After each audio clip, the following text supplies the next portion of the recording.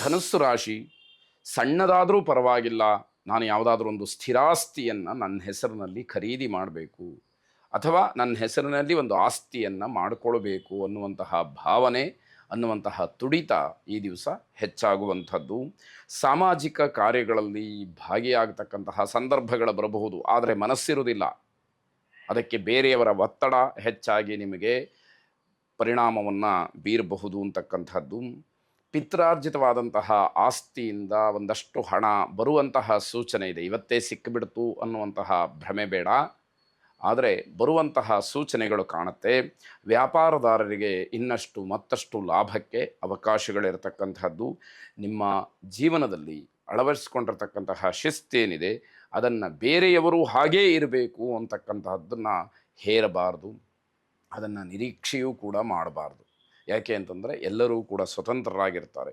ಸಮಾಜಕ್ಕೆ ಯಾವುದು ಒಳ್ಳೆಯದು ಅಂತಹ ಶಿಸ್ತನ್ನು ಸಾರ್ವತ್ರಿಕವಾಗಿ ಪರಿಪಾಲನೆ ಮಾಡ್ತಕ್ಕಂಥದ್ದು ಎಲ್ಲರಿಗೂ ಕೂಡ ಕ್ಷೇಮವಾಗಿರುತ್ತೆ. ನಿಮ್ಮ ಮಾತು, ನಡೆ ಇವೆಲ್ಲವೂ ಕೂಡ ವಿನಯದಿಂದ ಕೂಡಿರಬೇಕು. ಆಡ್ತಕ್ಕಂತಹ ಮಾತು ಹಾಗೆ ನಡ್ಕೊಳ್ತಕ್ಕಂತಹ ರೀತಿ ಎಲ್ಲ ಸೌಜನ್ಯಪೂರ್ಣವಾಗಿ ಇರಬೇಕು ಅನ್ನುವಂಥದ್ದಾಗುತ್ತೆ.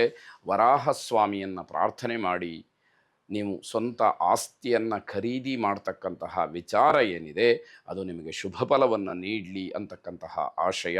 ಶುಭವಾಗಿ.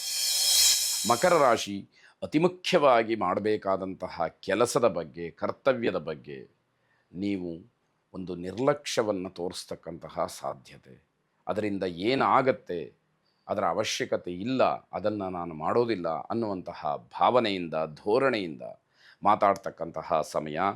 ಇಂದು ಅವಕಾಶ, ಅನುಕೂಲ ಎಲ್ಲ ಕೈ ತಪ್ಪಿ ಹೋಗುವಂತಹ ಸಾಧ್ಯತೆಗಳು ಹೆಚ್ಚಾಗಿರುತ್ತೆ. ಯಾವಾಗ ನಮ್ಮ ಪ್ರಯತ್ನಗಳು, ನಮ್ಮ ಕರ್ತವ್ಯ, ನಮ್ಮ ಜವಾಬ್ದಾರಿಯನ್ನು ಸಕಾಲದಲ್ಲಿ ನಾವು ಪೂರೈಸೋದಕ್ಕೆ ಮುಂದಾಗೋದಿಲ್ಲ, ಆಗ ಈ ರೀತಿಯ ವಂಚನೆಗೆ ನಾವು ಒಳಗಾಗ್ತೀವಿ ಎನ್ನುವಂಥದ್ದು. ಮಕ್ಕಳಿಂದ, ಚಿಕ್ಕವರಿಂದ ಪ್ರೋತ್ಸಾಹ ಸಿಕ್ಕುವಂಥದ್ದಿದೆ, ಆದರೂ ಕೂಡ ನಾವು ಎಚ್ಚೆತ್ತುಕೊಳ್ಳಿಲ್ಲ. ಮಕ್ಕಳು ನಮ್ಮನ್ನು ಹುರಿದುಂಬಿಸ್ತಾ ಇದ್ದಾರೆ, ಉತ್ಸಾಹಭರಿತರನ್ನಾಗಿ ಮಾಡ್ತಾ ಇದ್ದಾರೆ ಅಂತ ಆದಾಗಲೂ ಕೂಡ ನಮ್ಮ ಕರ್ತವ್ಯಕ್ಕೆ ನಾವು ಮುಂದಾಗಲಿಲ್ಲ ಅಂತಾದರೆ ನಮ್ಮಷ್ಟು ಅದೃಷ್ಟ ವಂಚಿತರು ಮತ್ತೊಬ್ಬರು ಇಲ್ಲ ಅಂತ ಹೇಳಿ ಭಾವಿಸಬೇಕು. ನಿಮ್ಮಿಂದ ಬೇರೆಯವರಿಗೆ ಸಹಾಯ ಆಗ್ತಕ್ಕಂತಹ ದಿವಸ ಇದು. ಸಮಾಜ ದೃಷ್ಟಿಯಿಂದ ಅಥವಾ ಸಮಾಜಕ್ಕೆ ಒಳ್ಳೆಯ ಸಂದೇಶವನ್ನು ಕೊಡುವಂತಹದ್ದಕ್ಕೆ ಉತ್ತಮವಾದಂತಹ ಸಮಯವಾಗತ್ತೆ. ನಿಮ್ಮನ್ನು ಬೇರೆಯವರು ಮರೆತು ಹೋಗಿಬಿಡ್ತಾರೆ, ನಿಮ್ಮಿಂದ ಸಹಾಯವನ್ನು ಪಡ್ಕೊಂಡಿರ್ತಾರೆ, ಬೇರೆಯವರು ನಿಮ್ಮನ್ನು ಮರೆತು ಬಿಡ್ತಾರೆ. ಕಾರಣ ನಿಮ್ಮ ಒಡನಾಟ ಆ ರೀತಿಯಲ್ಲಿರುತ್ತೆ, ಬೇರೆಯವರನ್ನ ದೂರ ಮಾಡ್ಕೊಳ್ತೀರಿ ಅಂತಕ್ಕಂಥದ್ದು. ಲಕ್ಷ್ಮೀ ದೇವಿಯನ್ನು ಪ್ರಾರ್ಥನೆ ಮಾಡಿ, ನಮಸ್ತೇಸ್ತು ಮಹಾಮಾಯೆ ಶ್ರೀಪೀಠೆ ಸುರಪೂಜಿತೆ ಶಂಖಚಕ್ರ ಗದಾಹಸ್ತೆ ಮಹಾಲಕ್ಷ್ಮೀ ನಮೋಸ್ತುತೆ ಎಂಬ ಪ್ರಾರ್ಥನೆ ನಿಮ್ಮದಾಗಿರಲಿ. ಶುಭವಾಗಿ. ಕುಂಭರಾಶಿ, ಕಾರ್ಯಕ್ಷೇತ್ರ, ಸಮಾಜ, ಸಾರ್ವಜನಿಕ ಸ್ಥಳ ಹಾಗೆ ವಿಶೇಷವಾದಂತಹ ಕೆಲವು ವ್ಯವಹಾರ, ಇದರಲ್ಲಿ ನಿಮ್ಮನ್ನು ಬಹಳ ಕನಿಷ್ಠರನ್ನಾಗಿ ಕಾಣ್ತಾರೆ. ನಿಮ್ಮ ಮಾತಿಗೆ ಯಾವುದೇ ರೀತಿಯ ಬೆಲೆ ಅನ್ನುವಂಥದ್ದು ಇರುವುದಿಲ್ಲ, ಸ್ಥಾನಮಾನಗಳಿರುವುದಿಲ್ಲ, ಅವಮಾನಕ್ಕೆ ಅವಕಾಶಗಳು ಹೆಚ್ಚಾಗಿರುತ್ತೆ. ನಿಮ್ಮ ಮನಸ್ಸಿನಲ್ಲಿರ್ತಕ್ಕಂತಹ ಚಾಂಚಲ್ಯವನ್ನು ನಿಗ್ರಹ ಮಾಡಬೇಕು, ಮನಸ್ಸನ್ನು ಹತೋಟಿಯಲ್ಲಿಟ್ಟುಕೊಳ್ಬೇಕು. ಯಾರೋ ಏನೋ ಮಾತಾಡಿದರು ಅಂದರೆ ತತ್ಕ್ಷಣದಲ್ಲಿ ಕೆರಳುವಂಥದ್ದು, ಕೋಪಗೊಳ್ಳುವಂಥದ್ದು ಒಳ್ಳೆಯದಲ್ಲ. ಅದರಿಂದ ನಿಮಗೆ ಆಗಬೇಕಾದಂತಹ ಅನುಕೂಲಕ್ಕಿಂತ ಅನರ್ಥಗಳು ಹೆಚ್ಚಾಗುತ್ತೆ. ಹಾಗಾಗಿ ಯಾವ ಸಾಧನೆಯನ್ನು ಕೂಡ ಮಾಡದ ಹಾಗೆ ಆಗೋದಿಲ್ಲ. ನಗುನಗುತ್ತಾ ಎಲ್ಲ ಕೆಲಸಗಳನ್ನು ಮಾಡಬೇಕು. ಕೋಪದಿಂದ ಒಬ್ಬ ವ್ಯಕ್ತಿಯನ್ನು ಸೋಲಿಸಬಹುದು, ಆದರೆ ನಗುನಿಂದ ನೂರಾರು ವ್ಯಕ್ತಿಗಳನ್ನು ನಮ್ಮವರನ್ನಾಗಿ ಮಾಡಿಕೊಳ್ಬಹುದು. ಇದನ್ನು ಮನಸ್ಸಿನಲ್ಲಿ ಇಟ್ಕೊಳ್ಬೇಕಾಗತ್ತೆ. ಮನೆಯ ವಾತಾವರಣವೂ ಕೂಡ ಅಷ್ಟೊಂದು ಚೆನ್ನಾಗಿರೋದಿಲ್ಲ. ನಿಮಗೆ ಹಿತವಾಗತಕ್ಕಂತಹ ವಾತಾವರಣ ಮನೆಯಲ್ಲಿ ಇರೋದಿಲ್ಲ.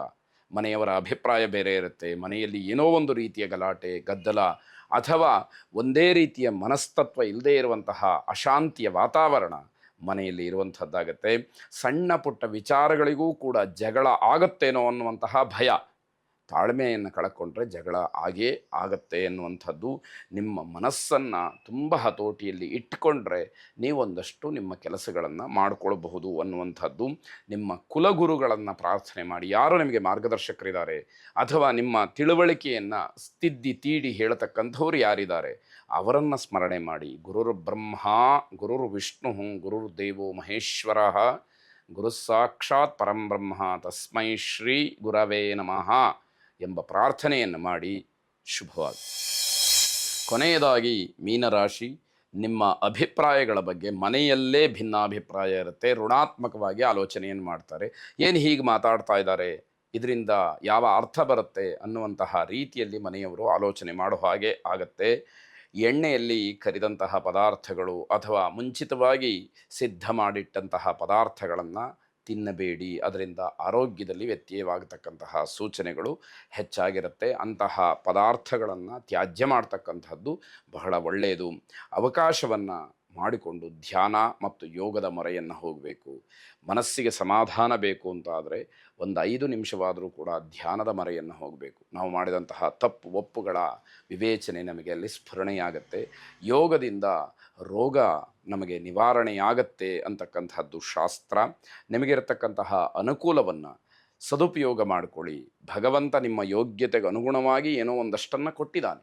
ಅದರ ಸದುಪಯೋಗವಾಗಲಿ. ಯಾವುದೇ ಕಾರಣಕ್ಕೂ ಕೂಡ ಸಮಾಜಕ್ಕೆ ವಿರುದ್ಧವಾದಂತಹ ನಿರ್ಧಾರಗಳನ್ನು ಮಾಡಿ ಕೆಟ್ಟ ವ್ಯಕ್ತಿ ಅನ್ನುವಂತಹ ಹಣೆಪಟ್ಟಿ ನಿಮಗೆ ಬೇಡ ಅನ್ನುವಂತಹ ಸಲಹೆ. ಕೆಲಸದ ಒತ್ತಡದಿಂದ ನಿಮಗೆ ಒಂದಷ್ಟು ನಿರಾಸೆಯಾಗಬಹುದು.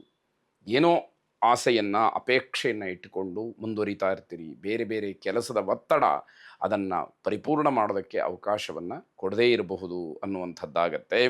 ಕುಲದೇವರನ್ನು ವಿಶೇಷವಾಗಿ ಪ್ರಾರ್ಥನೆ ಮಾಡಿ. ಶುಭವಾಗಿ.